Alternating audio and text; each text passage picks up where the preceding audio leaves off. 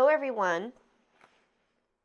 Today we are doing lesson 87 review of lessons 73, I Will There Be Light, and lesson 74, There Is No Will But God's,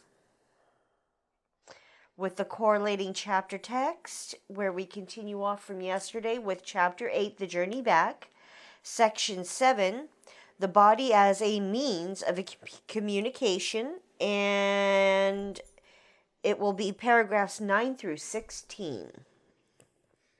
Alex? In this world, not even the body is perceived as whole. Its purpose is seen as fragmented into many functions with little or no relationship to each other, so that it appears to be ruled by chaos. Guided by the ego, it is. Guided by the Holy Spirit, it is not. It becomes a means by which the part of the mind you tried to separate from spirit can reach beyond its distortions and return to spirit. The ego's temple thus becomes the temple of the Holy Spirit, where devotion to Him replaces devotion to the ego. In this sense, the body does become a temple to God. His voice abides in it by directing the use to which it is put. Exactly. So, in everything, what this is trying to do is to get us to understand how each part and portion is connected. I've shared how they have had me looking at my thoughts to see how they're connected to my emotions, and how my emotions are connected to my physical body and how my body responds. And in this way, it is showing us how everything is interconnected.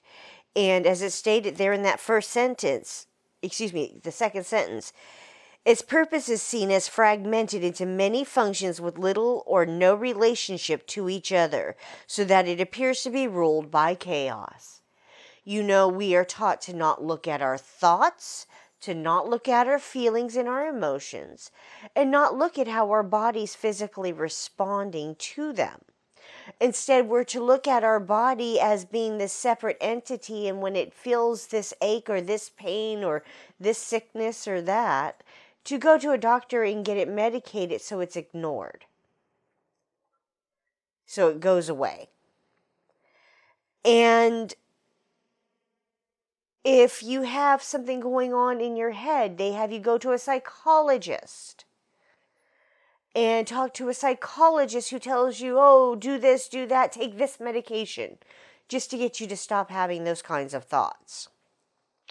Then they have you go to a priest, a rabbi, some spiritual teacher, to deal with the matters of the heart, and to say that it's all separated and that you just need to give over your mind and your heart and everything to God, and He'll deal with all of it, and da-da-da-da-da-da-da, with no understanding how any of it's interconnected. And what this is telling you here, folks, is that it's all interconnected. That when you're in your ego mind, you are looking at everything as being completely cut off and separate one from the other.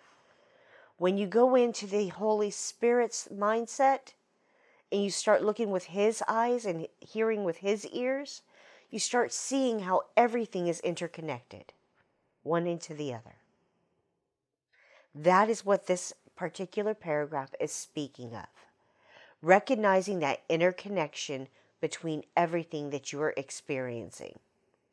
That your thoughts trigger your emotions, which trigger your body's physical pain and suffering. The physical responses you have within. And, as you choose Holy Spirit over your ego thought system, your body becomes a temple for God, because it is then being used as a tool by God to reach your brothers, as a device of communication. Please continue. Healing is the result of using the body solely for communication. Since this is natural, it heals by making whole, which is also natural. All mind is whole, and the belief that part of it is physical or not mind is a fragment or sick interpretation. Mind cannot be made physical, but it can be made manifest through the physical if it uses the body to go beyond itself. By reaching out, the mind extends itself. It does not stop at the body, for if it does, it is blocked in its purpose. A mind that has been blocked has allowed itself to be vulnerable to attack because it has turned against itself. So what that's speaking of, folks, is you believing you're your body. When we give over everything to Holy Spirit and we start thinking and listening and seeing with His mindset, healing is the result that happens. We recognize how everything's interconnected, and we recognize we are not these bodies that we are in. We are the soul within the shell, the light that gives life. That is the very essence of who we are. And when we believe we are our bodies and that all of those things are separate, it makes us feel like we're fragmented into these different parts and portions. Same with our beliefs about what defines us. You know, when I was looking at all those things that I believed defined me, it had me fragmented up into so many different things. A wife, a mother, a daughter, a housekeeper, a cook, a nurse, a taxi driver, a confidant, an advisor. I was a businesswoman on top of it. So I was also a boss, a business partner. And then if you get into the labels I had there, you had general manager, HR, resources, human resources officer, because I was hiring and firing, ordering parts and components, delivery of parts. I had all these different labels that I was using to define myself as being. I am all these different things that I do. And those are how you fragment yourself down, by believing you are all these different little things. That each of these little things define who you are and who you're to be as a human being and a person here. And when we do that, it does make us sick. When we believe all these things that are handed to us, all these labels and these judgments and opinions. I know it incurred 2 forms of cancer in me with diabetes and everything else. And as it says here, folks, when you extend with your mind, there is no boundaries. Your mind can connect to another mind, untethered. Nothing hindering it. There's nothing physical about it. You are simply connecting on an intellectual level with that being, of thinking in the same context and way. And when you connect on a heart level, you are connecting to feel what they feel emotionally, to understand where they are at in an emotional sense. And when you connect the two, you get an understanding of where they are physically, what they're going through within them, to help uplift them out of that pain and suffering. And it's only when we choose to believe we're our bodies that we block ourselves from being able to do these things, to understand these connections, and how we aren't the body but the soul within, and the body's just a tool. The heart and the mind that are within are aspects within that soul. It's who we are that allows us to be as we are, to choose for ourselves what resonates in our hearts. Please continue. The removal of blocks, then, is the only way to guarantee help and healing. Help and healing are the normal expressions of a mind that is working through the body, but not in it. If the mind believes the body is its goal, it will distort its perception of the body, and by blocking its own extension beyond it, will induce illness by fostering separation. Perceiving the body as a separate entity cannot but foster illness, because it is not true. A medium of communication loses its usefulness if it is used for anything else.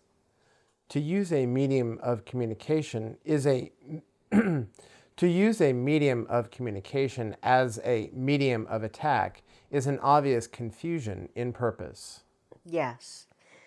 So the removal of blocks are the removal of these beliefs you hold forth as being true, of the judgments and opinions that you have been taught to believe define you and define the world, of the judgments and opinions that were handed you and taught to you that you should think, say, do, and believe these things.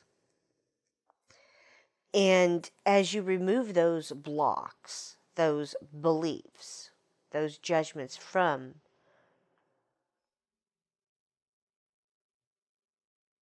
your, what's the word I'm looking for here? Your consciousness? Yeah, thank you. Yeah, when you can remove those from your consciousness as being viable, you are able to connect more fully with your brother and be able to extend that love and that healing. I'm getting the light of grievances hide the light of truth in myself and in my brother. Exactly, and they do. That's what they do. They block the light of the truth within you and within your brother. They keep you from seeing that they're not their body and you're not your body. All right, please continue. To communicate is to join, and to attack is to separate. How can you do both simultaneously with the same thing and not suffer? Perception of the body can be unified only by one purpose. This releases the mind from the temptation to see the body in many lights and gives it over entirely to the one light in which it can be really understood. To confuse a learning device with a curriculum goal is a fundamental confusion that blocks the understanding of both. Learning must lead beyond the body to the re-establishment of the power of the mind in it. This can be accomplished only if the mind extends to other minds and does not arrest itself in its extension. This arrest is the cause of all illness, because only extension is the mind's function. Exactly. So what it's talking about there, folks, is recognizing that when you are attacking your brother, judging your brother, you are putting up blocks to yourself. And those blocks, those judgments and those grievances that you're holding, those create the illnesses within you. And I will vouch right here that this is the absolute fucking truth, folks. That it is an absolute truth.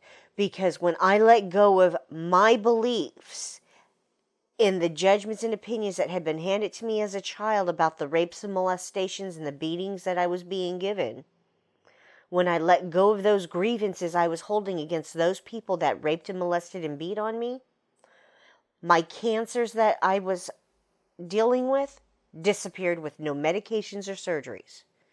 All the diseases that I have been informed by my doctors that I had have disappeared. All without any medications or surgeries, just by looking at my choices to believe. Now that's a powerful incentive. And that is a powerful miracle-inducing belief system right there, to show you the truth that it was your own thoughts that caused your illness. To put the two together and to show you the truth of that. And that's what it's talking about here. You know, when you are judging and using your body in that way to attack your brother, you are misusing your learning device. That's all the body is. It's a learning device, a tool. Literally, it's a tool. It's a vehicle, like your car, to get you from experience A to experience B.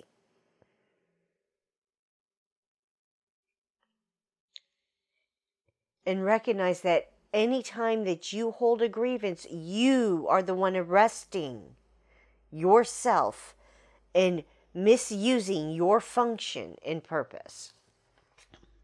Please continue. The opposite of joy is depression. When your learning promotes depression instead of joy, you cannot be listening to God's joyous teacher and learning His lessons. To see a body as anything except a means of communication is to limit your mind and to hurt yourself. Health is therefore nothing more than united purpose. If the body is brought under the purpose of the mind, it becomes whole because the mind's purpose is one.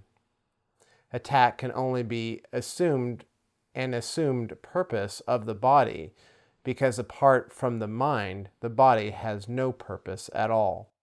Exactly. You know, it's like I was just speaking of, folks. It's recognizing that you have been taught to not connect the dots, to look at everything as being separate, individual little things to deal with, and not that any of it is interconnected in any way. And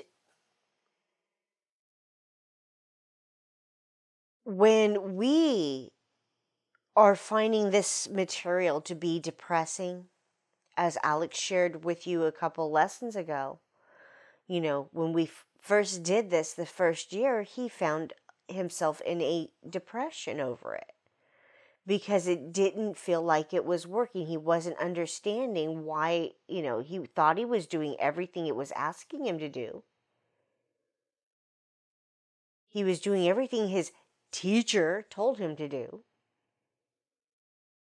And yet he wasn't feeling that healing. He wasn't feeling the release from that pain and suffering. I felt like I was doing everything wrong. Exactly.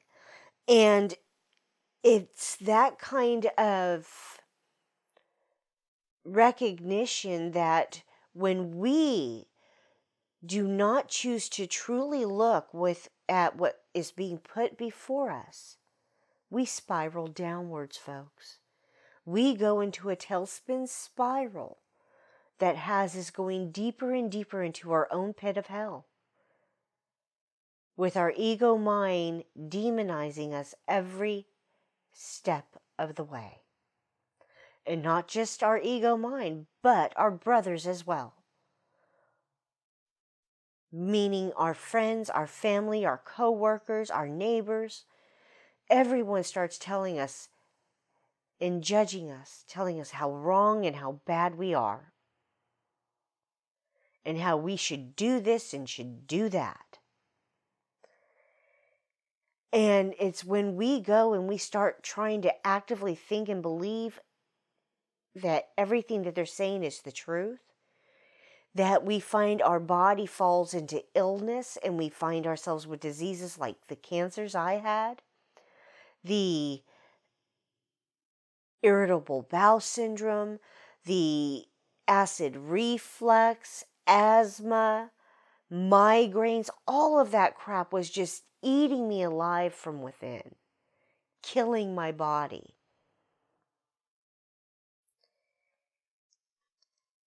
And it's only when I recognized that I was the one doing it all to myself with my mind and my choices to think and believe as I was, misusing my free will in my body. And when I changed my mind, I healed instantly. Please continue. You are not limited by the body, and thought cannot be made flesh. Yet mind can be manifested through the body if it goes beyond it and does not interpret it as limitation. Whenever you see another as limited to or by the body, you are imposing this limit on yourself. Are you willing to accept this when your whole purpose for learning should be to escape from limitations? To conceive of the body as a means of attack and to believe that joy could possibly result is a clear-cut indication of a poor learner. He has accepted a learning goal in obvious contradiction to the unified purpose of the curriculum, and one that is interfering with his ability to accept its purpose as his own. So what that's speaking of is when you're looking at your brother and you're seeing them as a body and you're judging them for whatever, the way they dress, the way they talk, the way they walk, they have some kind of birthmark, deformity, whatever it is. When you are limiting and believing your brother is limited by that body, you limit yourself. Everything that you do to another, you do to yourself. It doesn't get any clearer than that, folks. When you judge your brother to be their body, you judge yourself to be your body. If you let go that belief that you are your body, you let go the belief that they are their bodies. This is what it means by don't make it real, folks. Don't make their belief in something real. Just because they choose to see themselves as a body doesn't mean you need to. Please continue. Joy is a unified purpose, and unified purpose is only God's. When yours is unified, it is His.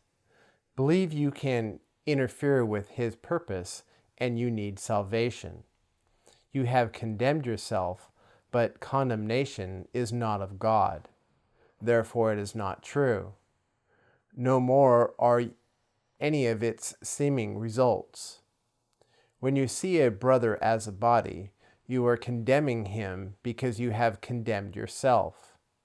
Yet if all condemnation is unreal, and it must be unreal since it is a form of attack, then it can have no results. Exactly. The only thing that gives any of this shit power, folks, is your choice to believe in it. It is what you are choosing to believe in that gives it power. Think about that. Whatever you choose to focus your mind and your thoughts on, you give power to. So if you choose to focus on and believe in judgments and condemnations of your brother and God,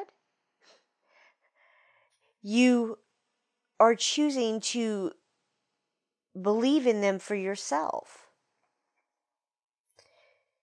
That's what you extend. And if none of that stuff is actually real, which is what we are trying to understand here, is that none of it's real. It's all been something taught to you, and it's all a lie. Those judgments and condemnations you keep passing out. if you let go those beliefs in those things, they no longer have the results they had. You stop feeling that pain and suffering inside. You stop attacking your brother because you no longer believe them and make them real. They no longer have or give results of any kind. Please continue. Do not allow yourself to suffer from imagined results of what is not true. Free your mind from the belief that this is possible. In its complete impossibility lies your only hope for release. But what other hope would you want? Freedom from illusions lies only in not believing them. There is no attack, but there is unlimited communication and therefore unlimited power and wholeness. The power of wholeness is extension. Do not arrest your thought in this world, or you will open your mind. Do not arrest your thought in this world, and you will open your mind to creation in God. Exactly. So what that's speaking of, folks, is don't allow yourself to continue believing in these lies. Let them go. See the truth of what it is that you have chosen to do and let them go. Free your mind from the belief that all of this crap that you've been taught is possible. It's recognizing that all of that crap is completely impossible. All of it is lies, all of it's bullshit, and none of it's valid in any way, shape, or form. That is how you release yourself from the illusions you've been taught, is by looking at your choices to believe.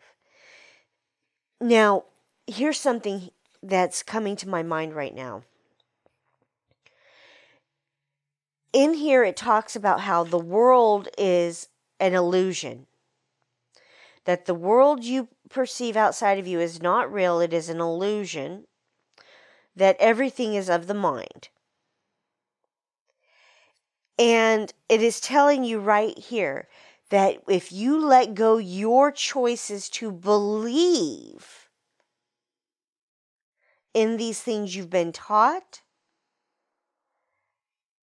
those beliefs fall away to be no more. They stop coming up anymore.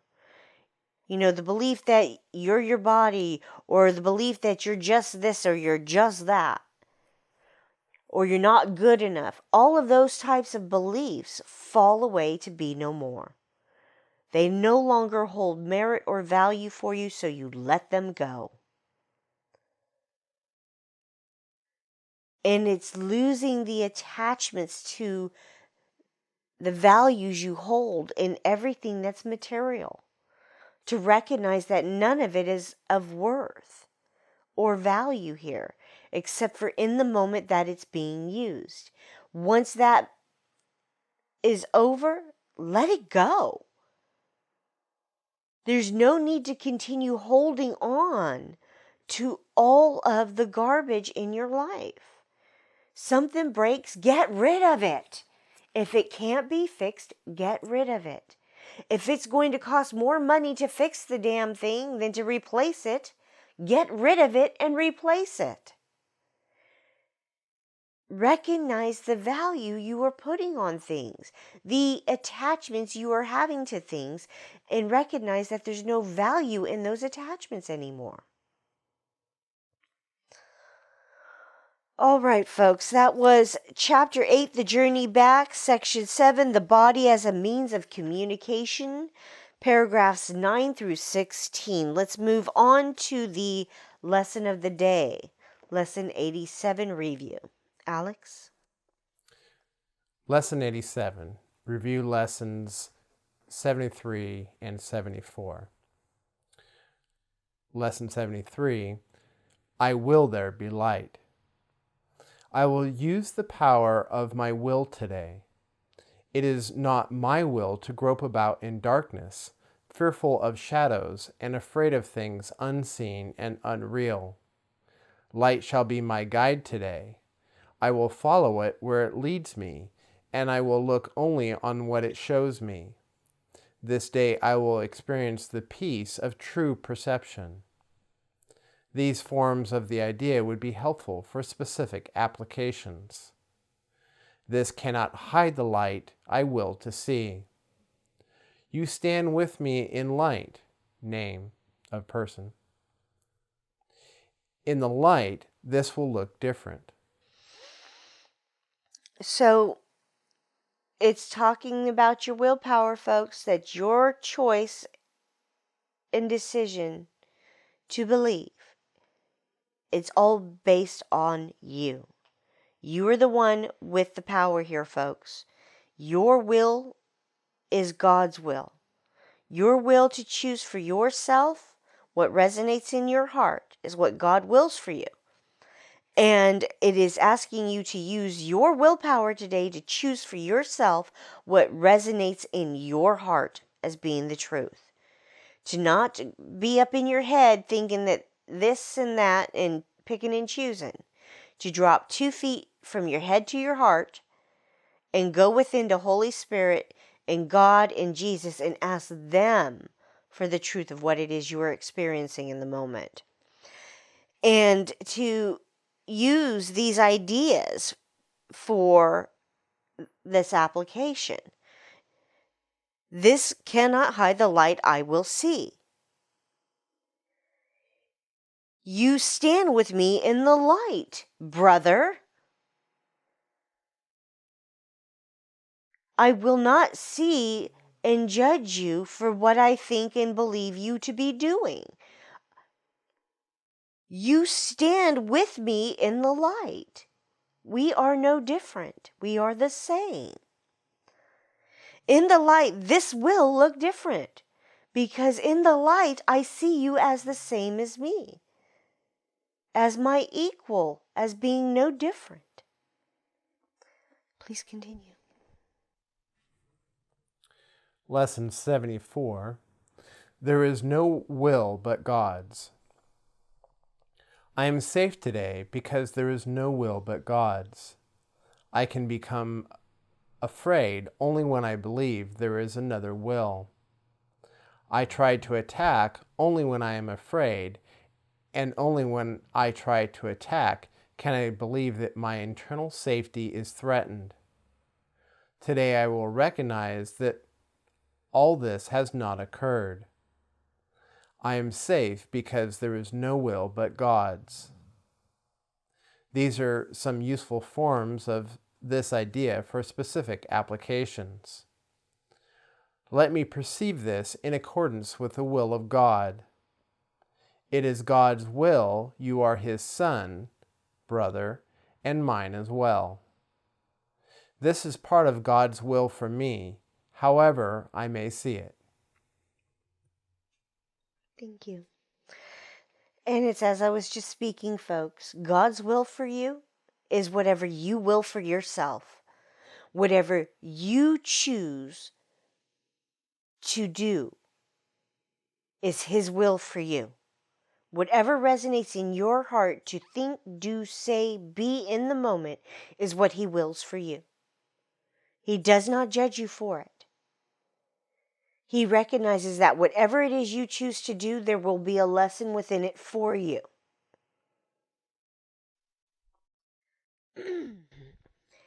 And that in everything, that if you wish to be allowed to be as you choose to be, you need to be willing to allow your brother to be as they choose to be. To accept and allow them as they are in the moment. To recognize they do not need to think and believe as you choose. And you do not need to think and believe as they choose. That just because they believe in something does not make it true. And just because you're believing in something does not make it true. It's to question everything. You know, just because your brother goes and tries to pass a judgment on you, If that's bringing up conflict within you, understand you're trying to make a choice and decision to believe what they're saying is the truth. And that is why it causes that conflict within you, because you are choosing to doubt yourself and doubt God. You're choosing to hand away your free will in that moment to somebody else and to do what they dictate you need to do. And the suggestions for using today's idea: let me perceive this in accordance with the will of God. It's learning to let go your judgments and beliefs that anything is not of benefit, that anything has gone wrong. It is God's will you are His son, brother, and mine as well. It's recognizing that we are all the same. There's nothing different between any of us. We all have been taught the same bullshit, and to learn to let it go is what we're here to do. This is part of God's will for me, however I may see it. Recognize whatever it is that we are doing, however we choose to perceive whatever we're experiencing, it is God's will for us. Because it is our choice to perceive it and experience it in the way we are. He wills for us whatever it is we will for ourselves, whatever it is we choose. All right, folks, that was Lesson 87, Review. Lesson 73, I Will There Be Light. Lesson 74, There Is No Will But God's, with the correlating chapter text of Chapter 8, The Journey Back, Section 7, The Body as a Means of Communication, paragraphs 9 through 16. Do the work, folks. Only you can do this work. It's been pointing out that you are the one making the choices and decisions here to believe as you do. That when you hold judgments and opinions and grievances, because that's what those are grievances, you put up a wall between your brother and you. You block the light within you, and you block the light within your brother. And that you are the one that is in control here, in choosing what it is you want to experience. That God's will for you is whatever you will for yourself. Do the work, folks. Only you can do this. No one else can do this for you. No one else can look within at what you have chosen to believe. And no one else can make you let those things go. You have to choose to do so yourself. You have to take responsibility for the choices you've made to believe as you do, and choose to let it all go. Thank you for joining us today. My name is Sabrina Reyenga. And I am Alex Reyenga. Hugs, love, light, and blessings on your journey, my brothers. You are loved. We love you. Please be the light we know you to be. Be the light you are meant to be. Please choose to be the light. We love you.